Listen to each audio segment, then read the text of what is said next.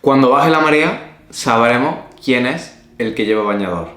Esta famosa frase célebre del propio excelentísimo Warren Buffett, si no lo conoces, uno de los mayores inversores, por no decir el que más, acompañado de, obviamente, hay otras personas que lo han conseguido, ¿no?, con inversión y demás. Pero Warren Buffett es una eminencia, es reconocible, ¿no?, por su empresa, además, encima de todo de ello, Berkshire Hathaway, que es una empresa, un fondo y muchísimo más. Dijo esa frase y no le faltaba razón. De hecho, eso mismo lo podemos ver, esa misma frase la podemos aplicar en muchos ámbitos de la vida, pero hoy te voy a hablar sobre todo de lo que pasó en 2008, de lo que pasó en la famosa burbuja inmobiliaria y qué correlación puede tener a día de hoy, si es que la tiene, o si, por ejemplo, lo que hoy se dice de hoy en pleno 2025, justamente prácticamente casi en mitad, en el limbo de 2025, hay algunas partes que se posicionan diciendo que estamos en una plena burbuja y hay otras partes del otro bando que dicen que no estamos en ninguna burbuja, ni mucho menos. Yo no voy a ser juez ni voy a ser crítico, simplemente voy a dar información sobre las conclusiones que yo saqué analizando el cómputo total de la época de 2008 en visión retrospectiva, al final, mirando hacia atrás, obviamente, y en la que, como siempre digo, acompañado de mi café, no puede faltar. Vamos a ver y te voy a contar un poco acerca de la famosa burbuja inmobiliaria. Y es que, bueno, para empezar, se está viendo hoy en día, en 2025, que tanto el precio de compra como el precio de alquiler están subiendo cada vez más rápido, pese a que haya muchísimas regulaciones políticas, tanto en economía como en política monetaria, como por ejemplo en política de la vivienda, siguen subiendo los precios. Pero bueno, ese melón da para, como digo yo, da para otro podcast, da para otro vídeo en este caso. Pero ambos escenarios, a pesar de tener similitudes, no se pueden comparar realmente, por diversos motivos que te voy a contar en este vídeo. De hecho, ya para empezar, el propio Banco de España, esto está publicado en internet, lo puedes revisar, el propio Banco de España ya hizo público que no iba a ser una burbuja inmobiliaria como la de 2008. No se estaban dando las mismas casuísticas y el propio Banco de España afirmó que no estábamos en una burbuja inmobiliaria a día de hoy en 2025.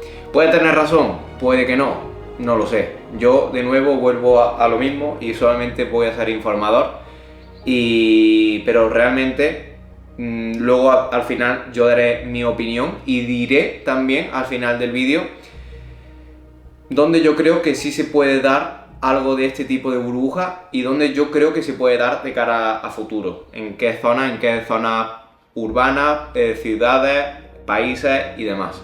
El primer concepto que quiero hablar, remarcar sobre, al final esto fue la cúspide, no fue la guinda del pastel, fue el sobreendeudamiento. Es decir, personas que realmente no tenían el poder adquisitivo ni tenían el perfil de solvencia necesario para hacer frente a una vivienda y al coste que ésta suponía, empezaron a facilitar con creces el acceso al crédito. A día de hoy eso no es así. Te voy a explicar. En aquellos entonces, hasta una persona recién entrada al mercado laboral le daban directamente, en Estados Unidos ya estamos hablando de a otro nivel, le daban el acceso al crédito súper fácil, de una manera muy rápida. Además de esto, no solamente le daban el dinero de la propiedad, también le daban el dinero de la reforma. Y dependiendo hasta del banquero, le daban dinero ya hasta, no solamente para reforma, impuestos y para la vivienda, sobreendeudamiento, sino que además le daba dinero en exceso, porque esto no estaba regulado tanto, le daba dinero en exceso para que te compres el coche, porque antiguamente, pues, el matrimonio se unía el hombre con la mujer y casi en el mismo momento o formaban familia o se compraban el coche o hacían el conjunto, se compraban el coche, se compraban la casa de sus sueños y eso era el éxito antiguamente en España y en Estados Unidos entiendo que también. Y el sobreendeudamiento pues vino también a raíz de eso, de que los banqueros pues facilitaban el crédito y le daban dinero para la casa, para los impuestos, para la reforma, para también el posible coche y dinero extra. O sea, le daban demasiado dinero. O sea, le daban un sobreendeudamiento que eso luego hacer frente no era posible. De hecho, quiero remarcar también que según el Instituto Nacional de Estadística, el INE, de todas estas hipotecas, de todas las hipotecas que se firmaron en los tramos estos de 2008, 2007, 2009, más o menos, el 97% de estas hipotecas constituidas en este tiempo, la mayoría, o sea, del 100%, el 97%, prácticamente todas, eran a tipo variable. Es decir, que no solamente hacía frente a una posible deuda con un poder de subida abrumador, sino que en vez de haber cogido una hipoteca fija, donde sabes que si tienes estos ingresos y la hipoteca va a ser esto, siempre vas a tener el margen de sobra respecto a uno, el variable, lo que pasa es que la hipoteca variable está formada por un tipo fijo y luego tiene un Euribor, ¿vale? El Euribor es algo que fija el Banco Central Europeo. No quiero entrar mucho más en detalles porque no quiero tampoco explayarme en el vídeo, no quiero hacer un vídeo muy largo. Y esto lo que hace es que la hipoteca, si estamos en trámites de una subida de Euribor, de tipo de interés, esto provoca que ese Euribor se dispara, y como se dispara, la hipoteca empieza a subir y la gente empieza a vivir muy al límite.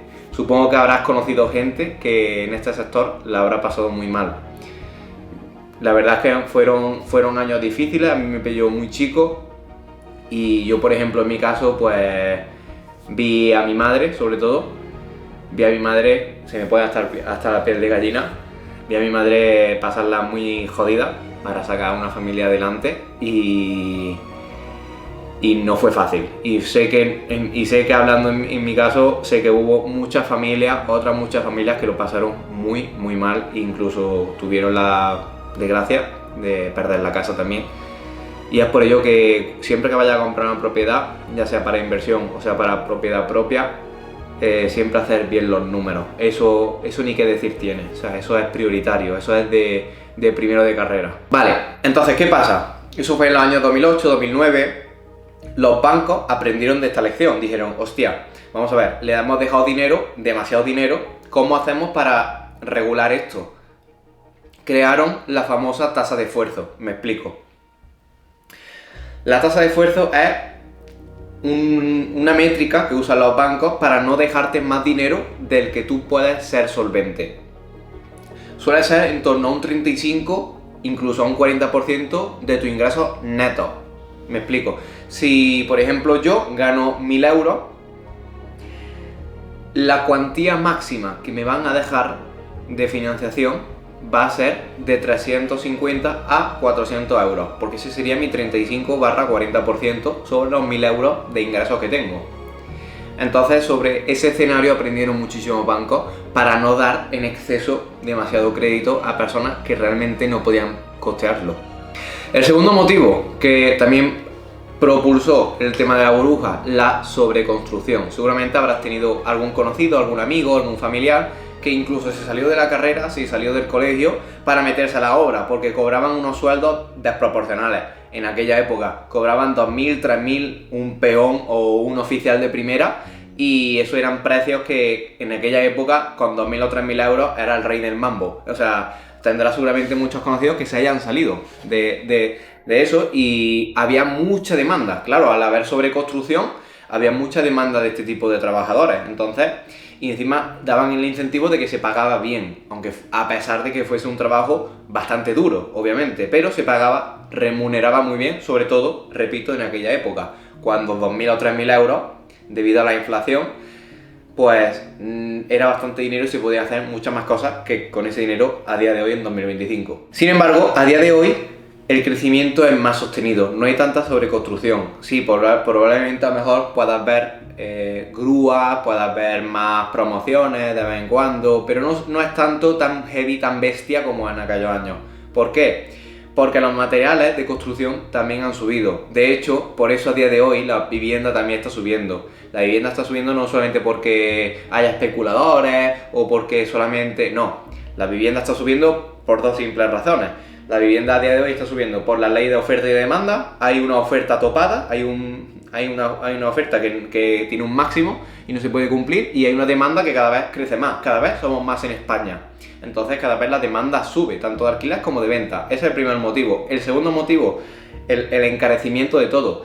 Las nóminas se van remunerando más impuestos de cara al inversor y al promotor que hace la construcción, mayor sobrecoste en las materias primas, madera, metales, alicatado, todo esto deriva al final, ¿y quién lo paga?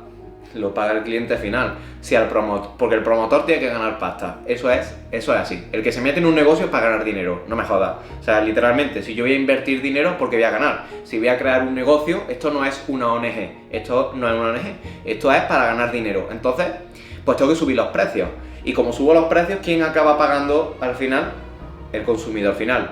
Tú y yo. Y el vecino también, que que a veces se me olvida decirlo. No, hombre, ya fuera broma. Sobre todo eso, la sobreconstrucción. En aquellos entonces había una sobredemanda de construir. Pero a día de hoy eso no ocurre porque, repito de nuevo, el margen de beneficio se ha reducido. El coste de metro cuadrado de construcción se ha elevado. Entonces, el promotor antiguamente tenía mucho margen de beneficio. Entonces, hostia, pues como tengo mucho margen, pues venga a hacer pisos y más locales y edificaciones nuevas. Voy a hacer. Sobreconstrucción, porque hay mucho margen de beneficio. Pero a día de hoy ese margen se ha achicado.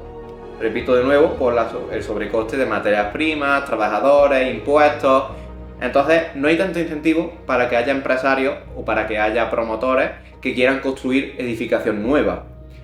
Eso, por otro lado, también nos daña, porque como hay menos incentivos a que se construya, menos oferta hay a día de hoy. Por eso sube la demanda constantemente, prácticamente, porque somos más, y al estar topada esa oferta, pues siguen subiendo los precios por eso mismo.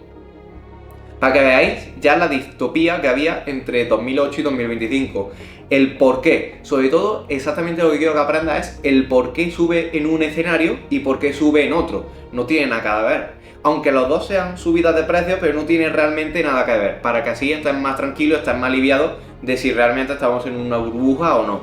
Tercero, la famosa ley de la oferta y la demanda. Como ya te he mencionado, y de hecho no es la primera vez ni será la última, en muchos vídeos te he mencionado esta ley porque soy un apasionado que, bueno, a todo esto, al final, como bien sabéis, soy un apasionado de la finanza, en concreto de la inversión, en el nicho de la inversión inmobiliaria. Y si quieres aprender más, además de consumir contenido de este, que cada vez voy a ir trayendo más porque me lo estáis pidiendo por los comentarios, de hecho déjamelo saber también en los comentarios qué te parece el vídeo y demás. Te dejo abajo en la descripción mis redes sociales, mi Instagram, sobre todo, donde publico, estoy más activo, subo bastante contenido de valor sobre solamente el sector inmobiliario, porque repito de nuevo, es de lo que me apasiona. YouTube, además de subir este tipo de vídeos, pues subo un poco un cómputo de toda mi vida, de lo que pienso, filosofía, me gusta estilo de vida, hábitos buenos y reflexiones también mías propias, y también meto píldoras del sector inmobiliario. Pero repito, si quieres aprender sobre todo del sector inmobiliario, te dejo abajo en la descripción mi usuario para que le eches un bicheo y también le des seguimiento, que eso también ayuda muchísimo a la cuenta. Volviendo de nuevo a la ley de la oferta y la demanda. Cada vez, esto también ya entramos en temas muy profundos, que no me quiero meter mucho, pero cada vez somos más personas en España. No realmente por nacimiento propio, sino porque vienen emigrando de otros países y al final, como estamos muy internacionalizados, pues vienen sobre todo por ejemplo países de Latinoamérica, vienen mucho y demás, y esto provoca que cada vez somos más, y como somos más, la oferta está topada y siguen subiendo los precios. Entonces, también encima, a día de hoy, pues los pisos que se buscan son distintos, son pisos más chiquititos. Son pisos que no son tan grandes como antiguamente, que eran sobreabundantes. ¿Por qué? Porque las familias llegaban mejor a final de mes, tenían más hijos, viviendas más grandes. A día de hoy es todo lo contrario. Las familias tienen más perros que hijos. Y es que las cosas son así, ¿no? Que es verdad. Y claro, al tener menos familiar, pues buscas pisos más chicos. Pero claro, al buscar menos pisos más chicos, necesitas más cantidad de pisos para un mismo círculo de personas. Entonces es como la pescadilla que se muerde la cola. Y remarcando, según he podido comprobar y corroborar, las burbujas realmente, como tal, según yo me he informado bastante, he estudiado y repito de nuevo, soy un friki de esto, soy un apasionado de esto, una burbuja inmobiliaria realmente se forma cuando la correlación entre oferta y la demanda no tiene sentido. Me explico. Que los precios suban porque la oferta está topada y la demanda sube, tiene sentido, ¿vale? Porque al haber el mismo número de artículos para una población que crece, pues estos tienen que subir para hacer la criba, sin más. ¿Qué pasa? Cuando la oferta está subiendo, como en 2008, y la demanda sigue subiendo, no tiene ningún sentido, o no tiene tanto sentido, que los precios empiecen a inflarse. ¿Por qué? Porque sigue habiendo oferta, y la demanda, aunque siga subiendo, no tiene mucho sentido que el precio se dispare. Por eso, ahí lo que hizo mucho daño fue especulación. Gente que compraba propiedades directamente y según compraban la propiedad, la escrituraban, la estaban publicando para vender, porque la podían vender en 30, 40 o 50 mil euros más caras porque había gente que se le iba a comprar. También a todo esto, también hay que añadir que hay mucha gente que realmente se compra propiedades que no se pueden permitir. Me explico. No está tan educada esa demanda, no se educa al consumidor. Tampoco tienen el interés de hacerlo realmente, según yo creo. Si tú tienes unos ingresos de 2.000 o 3.000 euros, no te puedes ir a una finca y comprarte una propiedad, una casa de que te cuesta 400.000 euros. No tiene ningún sentido. Quizás a lo mejor necesitas empezar por una propiedad más chica o empezar a invertir en el sector inmobiliario y seguir viviendo de alquiler por diversos motivos, ya lo explicaré en otros vídeos.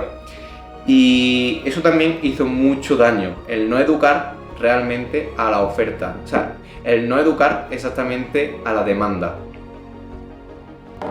Nah, ya esto está frío. Ahora no paro de hablar, pues se me enfría el café. Y ya casi para terminar, ¿qué es lo que pasa? Cuando la oferta sigue subiendo y ya la demanda empieza a frenarse, ahí es cuando ocurre un problema. Y hay 3 escenarios que se suelen dar. El primero es que hay una corrección lenta. Es obligatoria, porque si la oferta sigue subiendo y la demanda ya está abastecida y se desacelera, sigue aumentando pero ya no tanto. La gente que está con la oferta y que está vendiendo sus propiedades dicen, hostia, aquí ya no vendo y esto se va a pique. Empieza a haber una corrección normalmente lenta porque el sector inmobiliario corrige de manera distinta que la bolsa. El sector inmobiliario se va educando mucho más lento. Tanto las subidas como las bajadas suelen ser un poquito más tranquilas, no tanto como la bolsa, que de un día para otro te puede subir una acción un 40, 70% y bajarte y quedarte sin nada, prácticamente. Ese sería el primer escenario, una corrección muy lenta. El segundo escenario puede ser una caída repentina, donde, me explico bien, tampoco tan abusiva, pero donde si la demanda se enfría en demasiado, el acelerón, el frenado es mucho más rápido. Entonces eso provoca que sea una caída más repentina, pero tampoco tan abrupta como por ejemplo la bolsa. Y luego el tercero es que se suele también dar muchas veces ajustes o pequeñas correcciones por segmentos, por poblaciones, dependiendo de la demanda, de la oferta y haciendo obviamente un estudio previo que siempre se hace de oferta y demanda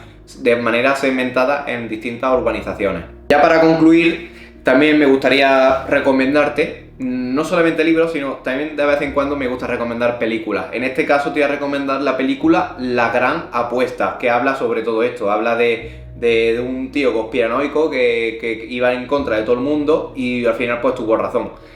Y está bien la película y habla de eso, habla de la hipoteca subprime, todo. Al final te he hablado de todo, pero en formato película, que también de vez en cuando pues está bien y encima es histórica y te enseña. Y está inspirada en la burbuja inmobiliaria de 2008. Eso es lo primero. Y luego lo segundo, que no te lo he dicho. Yo a día de hoy no veo una burbuja.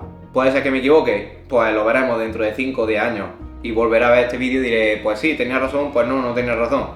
No veo una burbuja al menos tan gorda como la que hubo en 2008. Al menos, como mínimo. Eso yo según lo veo.